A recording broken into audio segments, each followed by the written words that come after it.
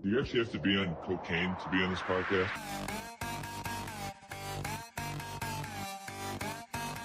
It's a great day to be a Wildcat! Cocaine.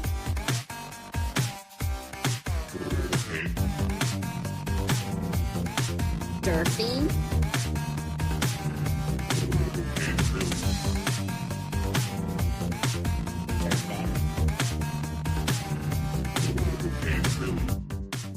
What is up, everybody? You're listening to yet another edition of Cocaine Willie, the official K-State representative on the College Huddle. I am your commissioner, Bob Trollsby, and as always, I'm joined by my co-host, the good chef, Andre Napier, and Fireball Matt Marchesini. Before we dive into the episode, we want to give a shout out to one of our two sponsors. We do have a second sponsor that we'll shout out mid-pod. But first, this beer crack. I don't have a beer. Does someone have a beer? Matt's got a beer. This beer crack is brought to you by Auntie May's Parlor, located at 616 North 12th Street in the heart of Aggieville. Poor Matt. Oh, he got a boo-boo. Auntie May's has been yours since 74, 52 years running now, and is the top destination in Aggieville on game days and school nights alike. Whether you're looking for entertainment like comedy, live music, or trivia smackdown, which happens on Wednesday, January 7th, you've got Nathan Page's Underground Guitar Pull Thursday, January 8th.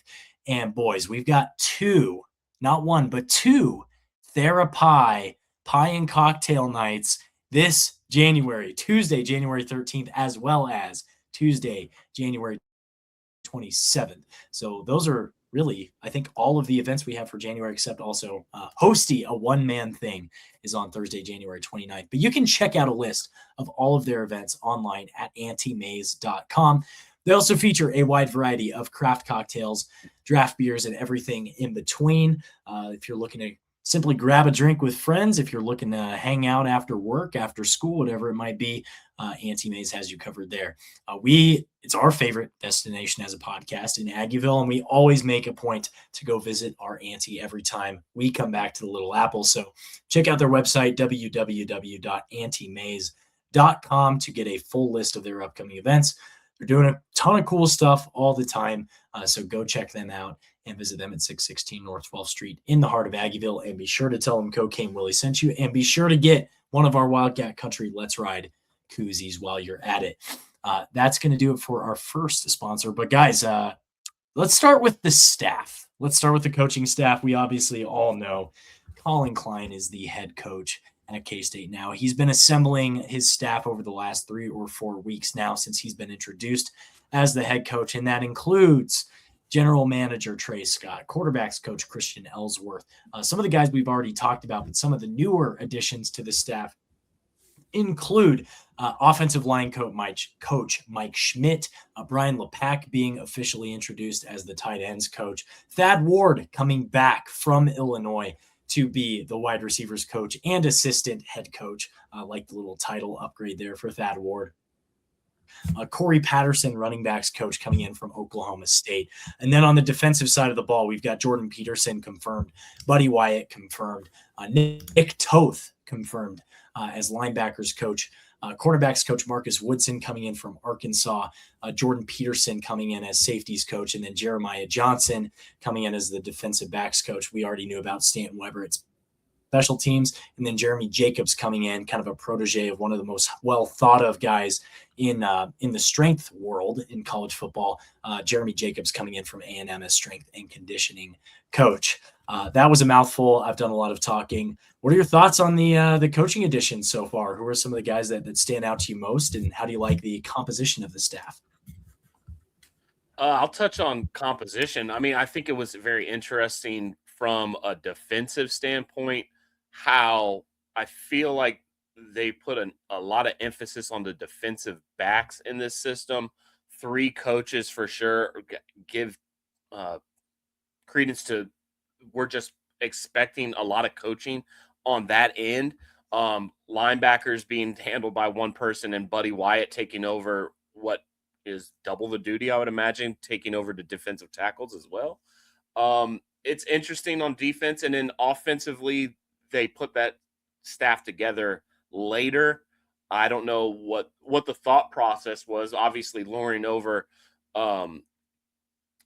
Ward back from Illinois was a task because I mean he got a no title bump, right? I mean that he was also all these tags at Illinois.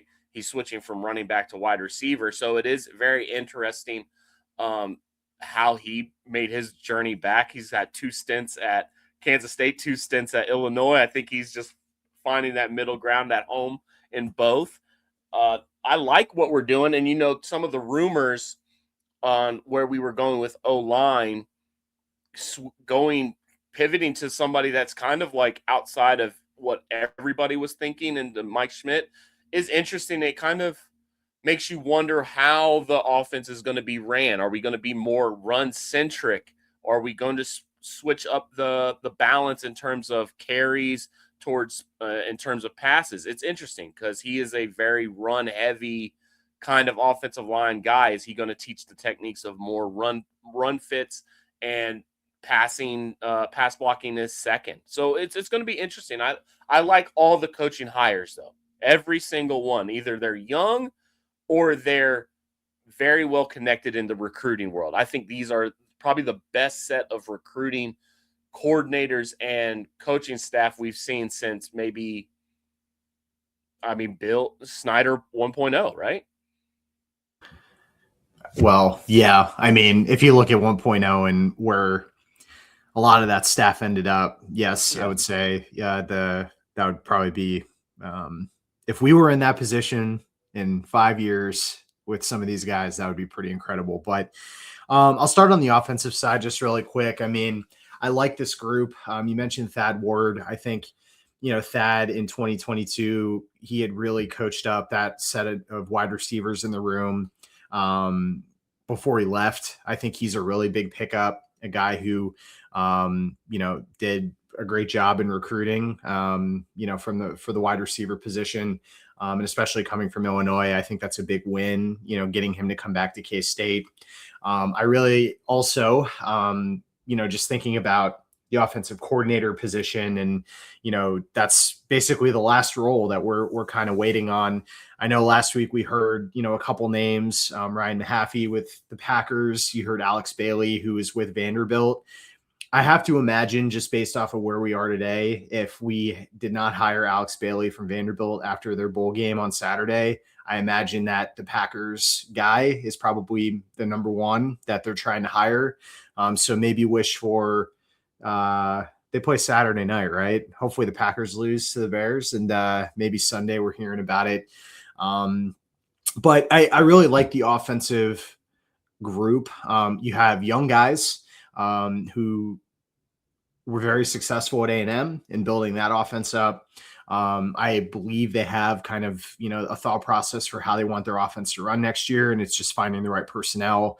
And I think this is a group of coaches that's going to get you there.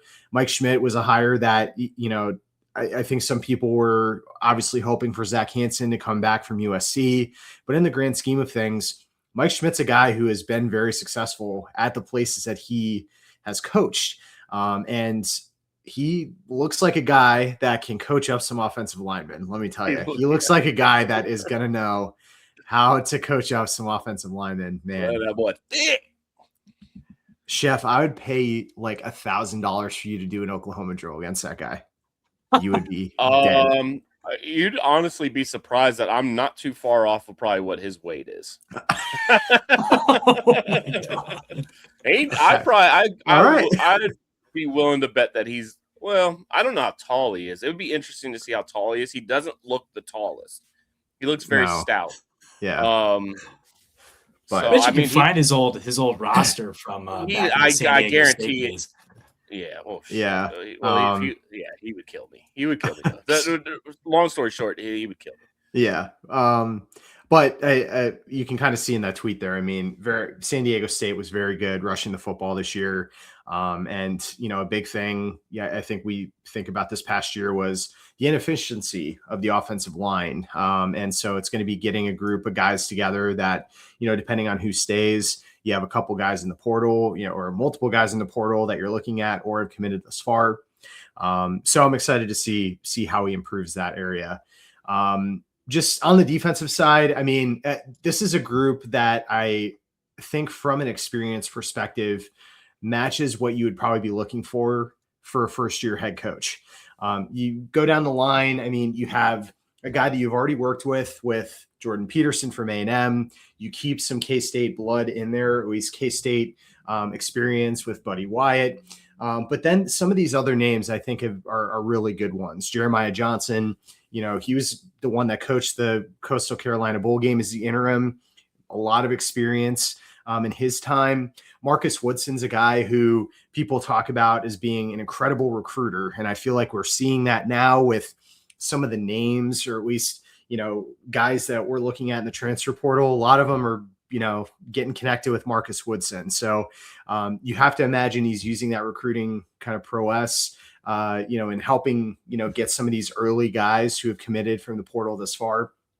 So the biggest thing with the defense is there's a lot of holes there. And early on, we're seeing some good pickups, but it's going to be a continued process here. The portal has been open for less than a week. We're going to be seeing a lot more guys that are coming on visiting, just to fill up some of these holes on the defensive line, in the secondary, it's going to be very interesting to kind of see what this group does. But overall, I've been impressed is kind of a tough, I don't want to be biased, but I look at the guys and the experience that he's brought in. I think it really is a good melting pot of what you're looking for, of guys who you've worked with in the past at A&M, keeping some K-State blood on the offensive and defensive sides, and then bringing in guys with experience, bringing in guys who have experience working, not just in the Big 12, but in the SEC, ACC, Big 10. So I think it's going to be really good. Yeah. And to piggyback off of that, I mean, it doesn't, I don't want to be biased either and say like, oh, this is one of the greatest staffs assembled. I mean, there's still a lot of proving to be done. But it does scream to me that Collin Klein is connected in the industry and that he's not in over his head, because he's getting people that have, they have their stripes, and they're there to help him further the program and get it to where it needs to go. So I'm really happy with that. It's not like he's getting, when he hired Ellsworth, that we knew he was following him from A&M, but that's a guy that's, first time with the position group in terms of it being his room. So that one, it started off like, is he going to get some veteran guys? But, lo and behold, he gets it going. He gets the defensive staff first, which makes sense because he is an offensive guy. He knows what he's looking for. He knows what he can talk to with Trey Scott, the GM, and get things rolling in the portal, which I think we'll talk about in a little bit. But I did want to ask you guys about the OC position, because it seems to me that every position group is taken care of. So I think this would be the first time I can't remember that the OC isn't in charge of either the quarterbacks or some other position on the field. So it'd be very interesting that it's basically is it just an arm of Collin Klein that does the play calling, or what is the title? Because it's not an associate head coach. Usually, if they're the OC, they're the associate head coach, or they're in charge of a position. So it's going to be interesting to see what the OC's role basically, or title is, really. Yeah. I mean, if you assume that it's going to be Ryan Mahaffey, you have a guy who is an experienced guy coaching NFL wide receivers. You have a guy who, especially with Matt LaFleur's offense in Green Bay, Matt LaFleur, offensive mind, in the NFL, you could, definitely say he's one of the top offensive minds in the game, worked under Sean McVay. Is he going to be a guy that's going to be calling plays? I don't know, but I think it'll be a really good opportunity to get a guy with NFL experience to oversee the entire offense, and oversee whatever Collin Klein's plan of, this is what I want a K-State offense to look like. But I think it's a really big boon to certain position groups if a guy like that is brought in. I think Avery Johnson, it's very funny because we talked about the Jordan Love connection with Matt Wells. This would technically be another Jordan Love connection if that was the hire. But I do look at the wide receiver position for Green Bay, and that's a position that, if you all watch the Packers, it's a group that I think is somewhat unheralded in certain aspects. They have guys in the room that are talented guys, but you don't hear a lot about them. I mean, and Christian Watson, before he got hurt and then he came back, he's been, he was good before he got hurt. He's been decent since then, but they have these guys that they've drafted really well and gotten this young talent. And you have to think some of that is because of a guy like him. And so I will be interested to see, if this is the hire and that's the move, what it's going to look like for a guy who, he's a wide receiver coach in the NFL now, but kind of overseeing what an entire offense would look like. And it makes me think, sorry, I don't know, I'm kind of delayed, but this is where my head went, is with Collin Klein learning from Mike Elko, who is like the defensive play caller at Texas A&M, but he had co-defensive coordinators, D coordinators that are there to basically oversee, maybe facilitate that so he can do more of the CEO stuff, but still be in charge of the defense. And Collin Klein maybe do the same thing where he has an offensive coordinator that helps him run practice, that can, do things where he can be other places, but still do the play calling on game day. Yeah, I was just looking at the wide receivers for the Packers. A guy that we didn't even mention is Romeo Doubs. He's got 700 plus yards on the season. He's in the few Packers games I've watched, he's been definitely a stud. Shout out to Romeo Doubs and the Guardian cap, the Guardian cap. Head. Yeah, Guardian Head. I mean, in like Jaden Reed or Jalen Reed, I can't remember what his first name is, but he's been a guy that's really grown into that role. You're going to see Matthew Golden as well. I don't know if he has any help with the tight ends at all, but I mean, that's a group that offensively has been very good in the NFL, and to have that type of experience coming to college and kind of working with Avery in his last year, bringing in some good talent in the wide receiver room. How can you develop Lincoln Cure as a tight end? I just think there's a lot there.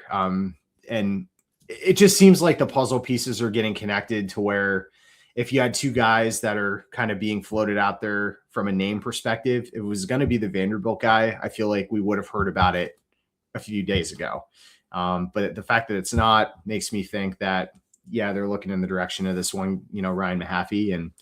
But who knows, maybe next week this will be all for naught. So I gotta say, if you're gonna get a strength coach, he needs to look like a serial killer, like Jeremy Jacobs. This dude looks like he wants to skin an animal in a forest and like eat it raw.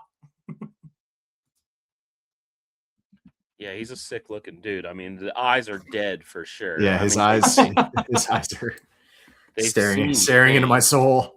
They've seen things. I don't know necessarily what they've seen, but it's coming with some cruel intention, and it makes you want to, if you're going to lift weights and he's around, you're going to lift it heavier or harder because he looks intimidating as hell. He has an interesting resume, and I don't know that enough people are talking about the fact that he was an assistant director of strength and conditioning on that LSU squad with Joe Burrow that's been lauded as one of the best college football teams of all time. When you think about the strength coach and the strength and conditioning staffers, if you will, those are the guys that are setting the tone in the locker room for everything that's happening off the field. They're the ones that are setting the tone during the offseason workouts and getting that mantra or that mentality into the heads of these young guys, the players, as well as the veterans, the guys who have been around the block, to get them to reiterate some of the messages from the top down. And he's the guy that's pounding it into their heads on a daily basis, because we have to remember these guys aren't practicing regularly outside of the spring and outside of fall camp. So they're in the weight room. They're doing the off-season conditioning program. And that's where a majority of the messaging and everything is being received. And I think with the way that the portal works now, you've got 2 weeks of portal time and there's no spring portal anymore. So you got to get in these kids' heads early and often. And I think you're going to have an even better opportunity to do that, knowing that your team, your roster that you assemble after this portal window, that's your roster. It's set. You're not going to have to worry about attrition in the spring. So I think I love this guy's resume. I love his pedigree. I love who he's been able to work with. And the fact that you're going to get him in there, you've got it decided. Your roster is going to be set. The guys that this staff is assembling so far, which we'll get to some of the additions from the portal, is been pretty solid so far. I've been pretty excited about the additions. So I'm pretty stoked about where things are at with the coaching staff as it stands right now. Any additional thoughts on the staff before we do our quick ad read on sponsor number 2? I mean, I think special teams is going to also take a step. I know we Weber coming in, I know that was a big addition, and he is a K-Stater through and through. So that's going to be big. It's going to be, I mean, just from the interviews that he's done, it seems like he's kind of figured out what needs to be done. And he kind of identified already like what the problems were with K-State special teams. And, can he make it a difference maker, especially in the first season when you're trying to establish a culture with the physicality, like you were talking about, Bob, with the strength and conditioning, what Collin Klein had said coming in. Special teams could make a difference, especially if you're trying to figure out what your offense is. Can give your defense a break and score some points, field goal kicking, any of those things can make a difference in a season that we don't know what it's going to be. Because we really don't know what the team is, but expectations, if you have a good special teams, that makes all the difference. So I really like the addition of Stanton Weber as well. That's what we've been asking for.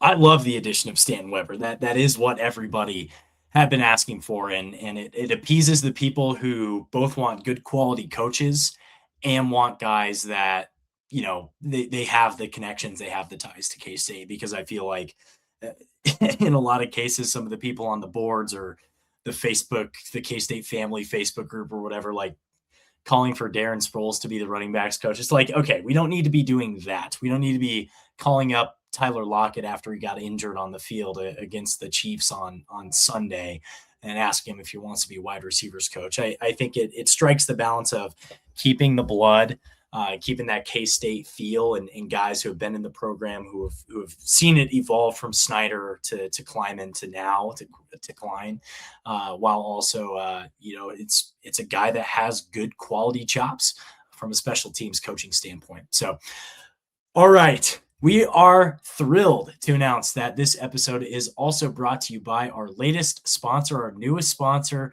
friend of Matt and I, Paul. We've got Heartland Beef Connection. Folks, we're not talking about grocery store beef. Heartland Beef Connection connects Kansas and Midwest families directly with local ranchers. That means there's no middlemen, no industrial processing, no mass-produced beef. A lot of these ranchers that are tied in with Heartland Beef Connection, they're located in the state of Kansas. And of course, plenty of them are also K-Staters themselves. So they've got the same values, same work ethic, just doing it out on the land instead of on the gridiron, which matters a lot to me as a sixth-generation Kansan myself. Paul, friend of the program, friend of Matt and I, we've known him for 15 years now. He started Heartland Beef Connection to help support Midwest ranchers by matching them directly with families looking to buy quarter, half, or whole beef shares. You know where your beef comes from, how it was raised, and who raised it. And here's the part that people don't expect. Not only does this beef taste better, it's actually cheaper per pound than grocery store beef when you buy direct and buy in bulk. So it's better quality, there's more transparency, and you're not paying for the middlemen. So if you care about supporting Kansas agriculture, keeping your money local, and eating beef that actually tastes the way beef should, this is it. Here's the best part. Because you're listening to Cocaine Willie, you can get $25 off of the Heartland Beef Connection match fee when you mention our podcast or use the promo code CW25 at checkout. So check out Heartland Beef Connection at heartlandbeef.net. Real beef, Real ranchers, better beef for your money. How was that for the first? Let's go. That's got me hyped up. Oh my God. You Oh bricked my- up? Were you That's bricked up all right bricked up, boy. Let's go. Let's go buy some beef. Let's go get some beef. All right, boys. So talking about the transfers, this is obviously the biggest thing that's happening right now. It's transfer portal season. And let's start with the notable returners. Let's talk about Avery Johnson announcing his return to K-State. That dropped on Friday. We all knew this was probably going to happen, but you never know with the portal era if these guys are actually going to stick around or not. Guys can they can change on a dime. We just know that these are 18 to 22-year-old kids. So the frontal lobe is not fully formed at this point, which means that a lot of dumb things can happen. But Avery Johnson was not dumb. He's sticking around at K-State. He made that announcement. I guess just when you think about that announcement, how important is that to Coach Klein's first year, knowing that we're not going to have to go out to the transfer portal to try to find some backup quarterback or a guy at maybe the G5 or G6 level who's maybe not proven at the P4 level. What does it mean to have Avery Johnson coming in for the coaching staff for Coach Klein in this first year? I mean, I think if we look at the transfer portal and how the first few days of this thing have kind of run through, I'm not saying it would have been disastrous because I think that's probably a big word. But I mean, you look at what some of these quarterbacks that are going to the portal are commanding. And I mean, I think Nebraska is a really good example of this. You know, you had a guy in Kenny Minchie who was getting like $2 million, something. You know, he was going to be the starter at Notre Dame, lost his job with CJ Carr, you know, played 8 snaps this year and is getting $2 million. I mean, and then he decides, oh, I'm leaving Nebraska to go to Kentucky. Yeah. It's just, I'm not putting, like, I have to be a realist when you look at the transfer portal and you think of quarterbacks. It's the most important position out there, and you're going to be in a battle with a ton of big schools to try and get a quarterback. So to be able to keep a guy in Avery Johnson who has been with the program, has a passion for K-State. I mean, you can kind of see just how much he cares about the university. He wants to win. I mean, he wants to win. He wants to be successful. And for him to be able to come back shows an intense respect for the coaching staff that Collin Klein has put together. But I think it also proves a really good point that he believes with the right personnel, he's in the right spot. And I just think it would have been very tough with how the portal is right now for K-State to be somewhat competitive if you were going to try and bring in a quarterback, or you're going to stick it with Blake Barnett and Jacob Knuth and Dylan Duff, and probably know this season is going to be a little bit of a tougher one, you know, as we get these guys going. I think Avery Johnson gives you an opportunity to be in somewhat of a win now mode. You get the right guys around him, and with the schedule, there's the potential that you could go on a run. And I think having Avery is way better than the alternative of not having Avery and really not being sure who you're going to be able to pick up. Exactly. I mean, it's the first domino that really needed to fall in terms of how you recruit going forward. You can't acquire skill positions in the portal that are, you know, people that are ready to win now if you have a quarterback that you're undecided on or you don't have one. So it's really big that Avery Johnson sealed that up. I mean, obviously he tried to be in communication with some of the players that left already that I'm sure we'll talk about the departures, but retention is big, but you've got to remember that we are a 6-6 program. Not, mind you, some of these players are really, really good, but we had to overhaul this roster. We had to get better. But Avery Johnson was the first domino, because I don't think Avery Johnson was the reason that we didn't win a lot of games. I think the potential is still there. But him being in the fold really lays the foundation and the groundwork for this portal haul this season. So without him, like Matt said, it is total rebuild mode. It is total. No eggs are in the basket for this season. But now you've got a little bit of hope that maybe something can come from this season, and I hope it does for Avery Johnson's sake, because he's going to be the all-time leading passer at Kansas State. He's going to lead in for touchdowns, single season, more than likely still.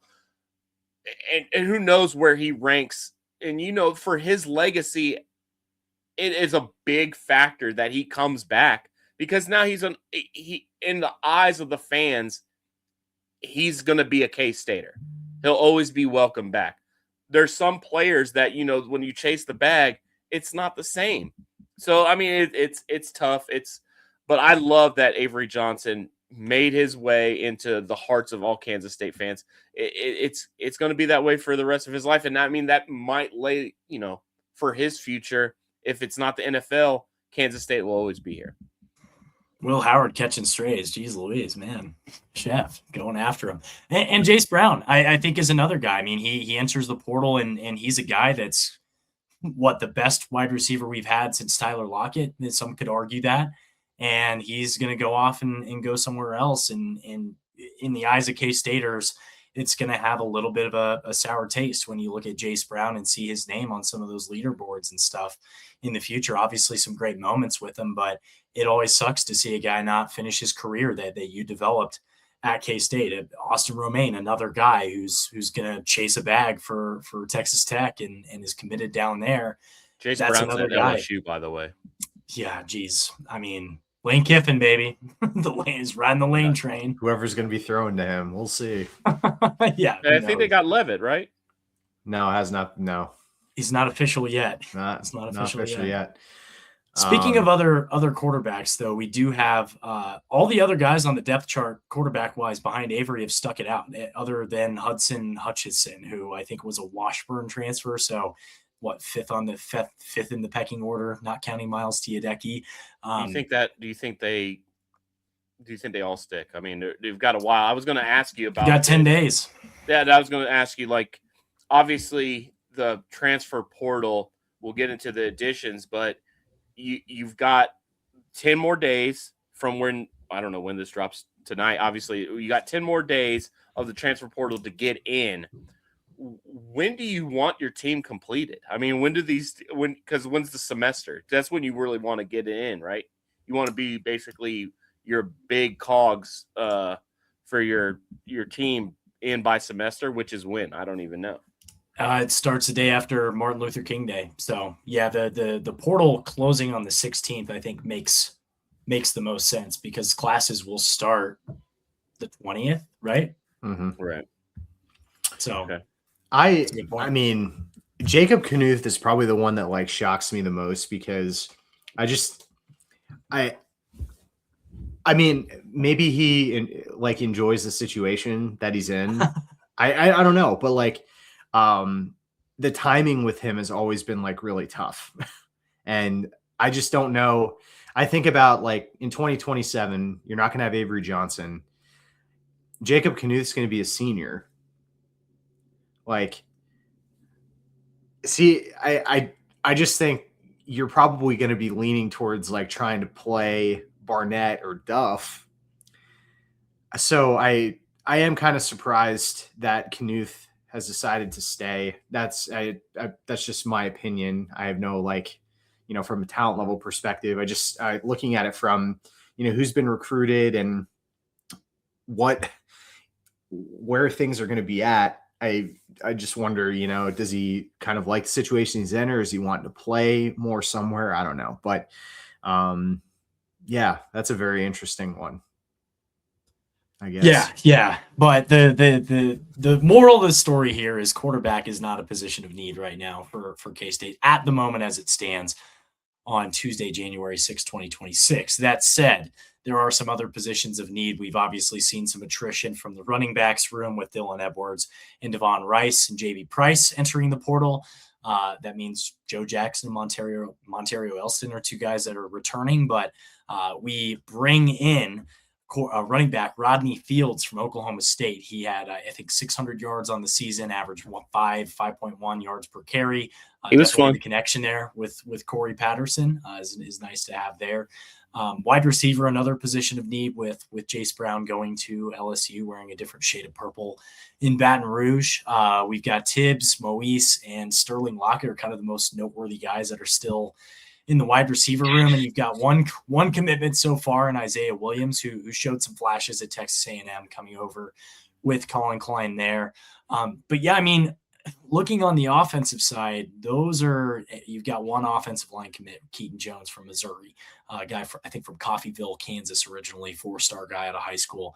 So he's got some good pedigree, well thought of guy there. But the defensive side is definitely where I feel like there's a lot of attrition as well. You look at defensive line, you look at the linebacker room, we've got commits from 2 linebackers, Jacoby Oliphant and Mekhi Mason, from Oklahoma State and Louisiana Tech, respectively. De'Arian Hicks from Gardner-Webb on the defensive line, and then DBs, Caleb Patterson from Illinois and Coy Beasley from Miami of Ohio. So yeah, we've got the seven commits right now, eight commits, I believe, something like that. 6, 7, 8. I can't 6, count. 7. Jesus. No, it's interesting, because with how under Kleiman, you knew what you were going to get. Obviously, they dabbled in a little bit more of the 4 down later in the tenure, and they started on that 4 down front. What are we getting from Jordan Peterson? What do we expect? What are we looking for? If we go by what they're getting in the transfer portal, we want very hyper athletic linebackers that are kind of like almost DBs, almost safeties, really. I mean, both of Mason and Oliphant. I mean, Oliphant was a freaking corner, for God's sakes, and he moves around, but he's humongous. So it's interesting. I'm excited to see the direction of where the defense goes. But in terms of offense, we know what Collin Klein runs. We know what that is. He wants a lot of speed out there, which is going to be really, really fun if he can kind of unlock Avery Johnson's legs. But in terms of who we've brought in so far, right, Fields is one of my favorite. I mean, even watching the Oklahoma State game back versus K-State, he pops off the screen. He's not the biggest guy, but he is one of those guys that is very shifty, catches the ball excellently. I'm really impressed with them. So if we can retain Joe Jackson, still up in the air, I would imagine. I would really like for Joe Jackson to be back, and they can split that however they have to do it. So it's going to be fun. That's the real big win that I thought, because I didn't see it coming. I mean, I knew it was like the name that had been brought out, but I just didn't expect it to happen that fast. So I'm excited with who we've brought in so far. But I'll let Matt talk about that defense, because I'm confused. I'm lost. What kind of defense are we running? Well, I mean, we have to run a defense because of the number of people that we've lost. So I take a lot of the positions that we brought in as like they're filling positions now, and once you figure out what my personnel is going to look like, we're going to trend in one direction versus the other. I feel like Jordan Peterson maybe has an idea of what he wants to do, but you still have to have kind of an idea. You still have to have what your team's going to look like. Who are the players that you're going to have on the defensive side, and how are we going to take advantage of some of the guys? I mean, I think of the defensive line, like that's a huge question mark right now, especially with the personnel that they've lost. And so, are you going to be in a position where in the portal you're successful, you get enough players that you think you can run a 4-down set or a four-man set? Are they going to do something with 3 guys? And then you have, some athletic linebackers that are going to, kind of be, rushing the quarterback. I don't know. What I'm excited to kind of see is, so some of the players that, they've picked up, what they've done at their previous school, but also it's a pretty young group that they've brought in thus far. I mean, for the most part. I mean, thinking about this list here, like Oliphant's going to be a sophomore, right?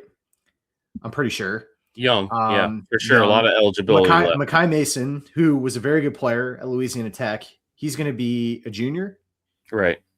2 years of eligibility. Two years of eligibility. Caleb Patterson, I believe, is going to be a sophomore. Yeah, I think so. And Coy Beasley, I think, is going to be a junior.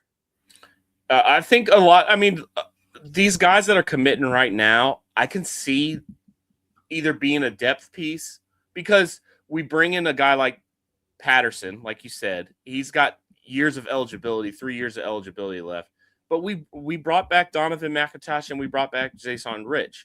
I mean, these are guys that are established. I mean, even K-State football is tweeting out we brought back our starting corners. I mean, way to, bestow the starting positions on them already. I mean, my God, no competition at corner apparently. But, Coy Beasley, he was a 4-star out of high school. He goes to Purdue. He's a throwback back to the MAC, but he's very productive. I mean, you get a little worried about. I mean, I'm not one of those truthers about G5 this, G5 that. I think production is production, but we had what was the last safety we brought from Miami? Wasn't the Miami of Ohio guy? Jordan Riley. Jordan Riley, Miami of Ohio guy. But was he? I thought he was Ball State. I thought he was Ball State. You're right. You're right. Absolutely. Still a MAC guy. Still but that is on Tuesdays. Safety is a position, though, that if you think historically or maybe from recent history, that has been a position where they've pulled from lower ranks and gotten success. I mean, starting with Josh, you think about Josh Hayes. Technically, I mean, he was a Virginia guy, though. When we got him, he was at Virginia. He was an NDSU guy, but we got him P4. Well, the ACC. Also different staff. Different staff. I mean, they identify different things. That's where this is where the juxt of my question comes from. What are they looking for? It would be nice that, like, obviously the second season of the staff is going to tell a lot, but just to get into the minds of what you haven't heard from the coaches, it would be nice. They don't have to tell us anything, but just for my sanity, like, what are they looking for? What kind of bodies are they looking for? What have they done in the past? Because you got 4 freaking DB coaches out there. What are they? I mean, who are they looking for? What are they trying to do? So, I mean, I'm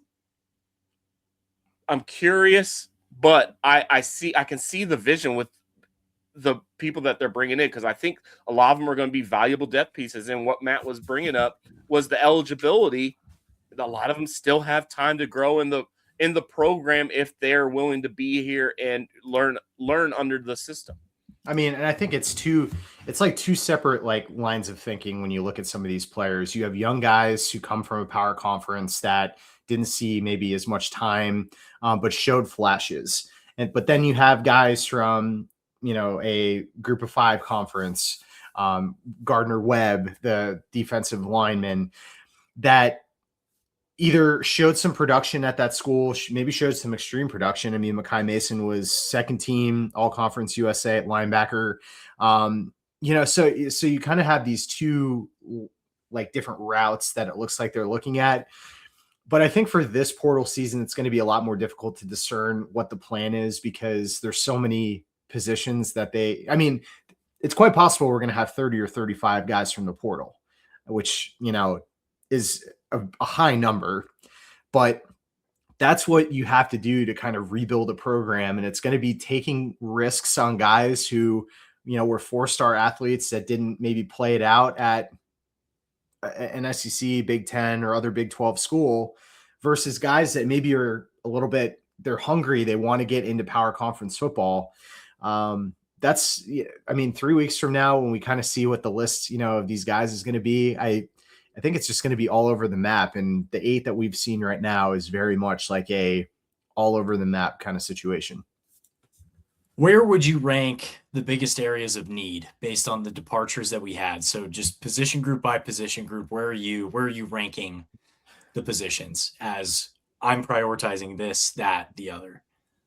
Well, I think they've obviously brought some people. I think they brought in 2 commitments so far on the defensive line, but the defensive line for me is absolutely needed. I mean, we have outside of graduation, we've lost Ryan Davis, Toby, Sheedy.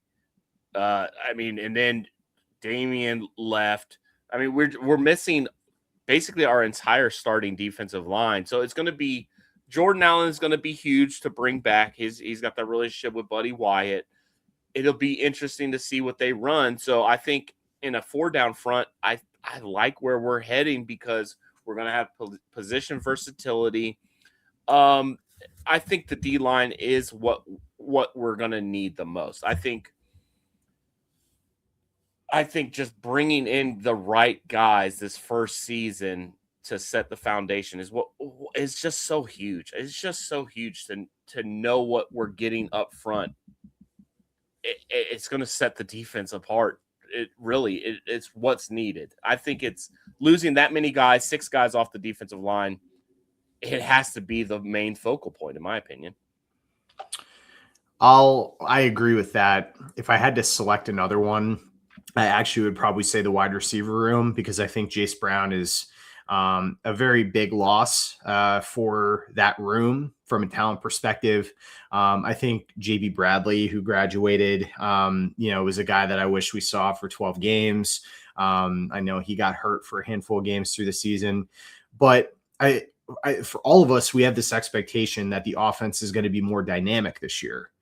And whether that's a fair thing or not, I mean, is up in the air. But I think the biggest room of need is getting more talent around Avery Johnson. And it's going to start at the wide receiver position. Tight ends, you're going to have Lincoln Cure. You may have Garrett Oakley.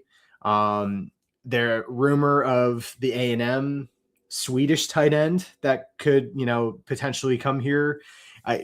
The tight end room, I think, is one that, with the losses there, they're going to have to kind of probably get another body in there. I think a good blocking tight end would be really good, outside of Will Ancio and Oakley and Cure.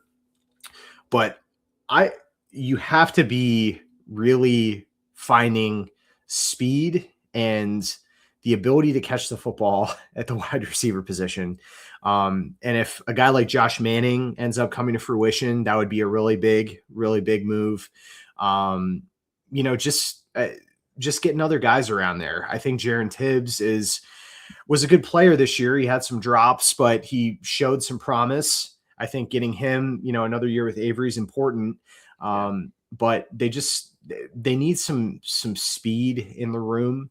And that's, I think, a big position group that they're going to be looking to try and fill. I think another sneaky position is offensive line. You lose Sam Heck, all conference center.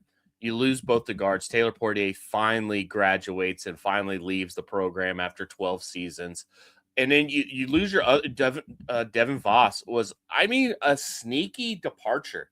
He had really picked it up the last 4 or 5 weeks of the season and was really doing really, really good things. Mind you, you've got both your bookend tackles still there in the program. Gus Hawkins still there. George Fitzpatrick potentially coming back. Well, I would like to see some position versatility with him. Maybe he could kick the guard. Maybe Gus Hawkins could kick the guard. Because finding O-linemen, to me, I think is the hardest position to find in the portal. You've got really, really good guys, and then it's solid guys, but they need to prove it at this level. I think most of the O-linemen that you see being mentioned with Kansas State is, group of 5 guys that have to prove it at that next level. They're big bodies. They're ready to be coached and all that stuff, so I'm sure it'll be fine. But getting the offensive line together, because we could say, we need to get the tight ends involved and the receivers need speed and the running backs, have to be more dynamic and be more productive. And Avery Johnson needs to fulfill his potential. But if the O-line's trash, it don't matter. None of it matters. So losing 3 of your 5 starters and then having nothing behind them and a new offensive line coach, it's all important that we get the O-line solidified. So I'm really keeping my eye on that. But I think just the amount of bodies that we lost on the defensive line is really what's got me at the number one spot. I'd probably rank D-line, O-line, wide receivers as my 1, 2, 3 of priority. And I've just got to throw this up here. I've got to throw this up here because it's got me thinking and hoping and praying we get a little the love is real. Can we get a love is real tweet from K-State football? Maybe we won't get Eli Drinkowitz subtweeting this out of nowhere. What an asshat, by the way. He did that like 4 years ago. That was pretty funny. Safety, also another sneaky position. Colby McAllister gone. VJ Payne gone. Gunnar Maldonado gone. I mean, Wesley Fair's back, I guess. I don't know if that's Logan Bartley. Also, Logan Bartley. I hope he stays. I hope he stays too. I wasn't all that impressed with him. I mean, he looks the part. I think it's really I mean, I think of in your first year having to learn how to be a safety in college. Like, right. I think that's a really tough situation. Any position group. Go ahead. Sorry. I mean, I don't know, just to be able to pick up on and get meaningful snaps, in games as a freshman, like a true freshman, I think shows something, right? Yeah, it's similar to the path that VJ Payne took. VJ Payne, his true freshman season got thrown out there as the day one starter, but Logan Bartley was out there versus the Arizona game. He completely nuked Trey Spivey. He showed flashes of physicality. I'd like to see what he can do in coverage. What position will he play? Is he more of that deep safety? He looks like a linebacker. So I don't know. I need to see more from Logan Bartley for me to get on the Logan Bartley trade outside of being like a cover shoot model or an underwear model or something like that. But other than that, safety is a sneaky position for me. What do you think about some of where the departures are landing? Jace Brown going to LSU, Malcolm Alcorn, Crowder, some of these guys, Cheedy and Toby ending up at Indiana. They're landing at high level programs. Quay Moss at Tennessee, Austin Romaine, Texas They're good Tech. football players. They're good football players. We knew that they were good football players. We knew they were talented, and we went 6-6. Not because they weren't talented, it was because they were talented, and then we lost a majority of them. We lost Toby for the season. We lost Austin Romaine basically for the half the season. Cheedy was underwhelming because I think he had to do stuff that he kept having to switch back and forth. And I mean, I love the versatility from Cheedy, but it's nice to get in one role and just excel in that role. Quay Moss, I mean, he was a good player. He had some time in coverage. He struggled at the beginning of the season, but I think he developed, and he was obviously the guy that always had the energy. I think that's really was his number one attribute, is that he was always energetic. He was always bringing it every play, no matter what. Whether he was in the right position or not was, to be, another story. And then Jace Brown, obviously the biggest. I'm not even going to touch Austin Romaine's name. I'm not going to speak his name because if I speak, I will be in trouble. I think I'm going to say it. I think we upgraded, but that's besides the point. Jace Brown hurts. I don't think we can bring anybody out of the portal that can match his production. If I'm being honest, that one hurts the most. Yeah. I think the ones that hurt are actually Toby and Chitty. And my biggest reasoning for that is Indiana has proven in 2 years that they are developing talent and they are finding talent out of the transfer portal. They have their idea of what works in that program, and it obviously is working extremely well. They have an eye for talent. So for me, picking up 2 guys from our defensive line who we have thought for a few seasons now that they've been in the program that they were going to be stars for this defense are now going to be playing at a team that is probably going to win the national championship this year with a coaching staff that has an eye and a knack for finding talent out of the portal. So for me, like as a K-State fan, I see those 2 go there and I'm like, what in the heck? Like for this I take Austin Romaine out of the equation. Quay Moss going to Tennessee. I agree. He was an energy for the defense. But again, you have a team that obviously sees something more there. I think it just shows how underwhelming the coaching on the defensive side was this year. I just think so. I mean, I really do. The fact that these types of schools, Mac, a great example, a guy that, was struggling to even get on the field, finally gets it together, leaves, he's going to SMU. But yes, this team finished 6-6 this year. And there are a lot of reasons why this team finished 6-6 this year. But I think from the defensive perspective, like the guys that have left are going to schools that I think are going to develop them and get them to where we thought we were going to get them.